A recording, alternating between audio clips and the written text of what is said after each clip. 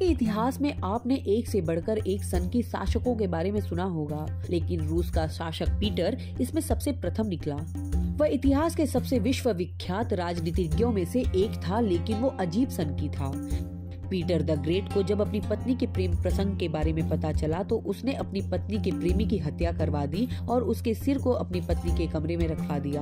प्रेमी के सिर को शराब के जग में रखवाया गया और पत्नी को हर सुबह उसकी शक्ल देखकर उठने का आदेश दिया गया ताकि वो हमेशा दुखी रहे। ऐसा काम करने वाला वह इतिहास का पहला एक ऐसा राजा था। सन 1698 में रूस के शासक पीटर द ग्रेट ने भी दाढ़ी पर टैक्स लगवाया था।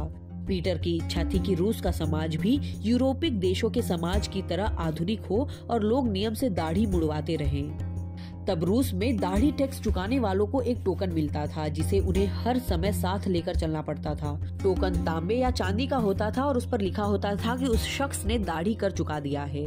कहने की तो जरूरत नहीं है कि कोई दाढ़ी वाला शख्स अगर बिना टोकन के मिला तो उसकी शामत आ जाती थी।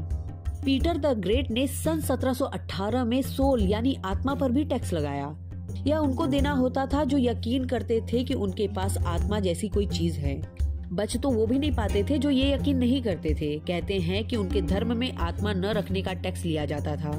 चर्च और रसूखदारों को छोड़कर यह कर सबको देना होता था। टैक्स वसूली का वक्त हो और कोई घर से गायब मिले तो उसका टैक्स पड़ोसी को देना होता था।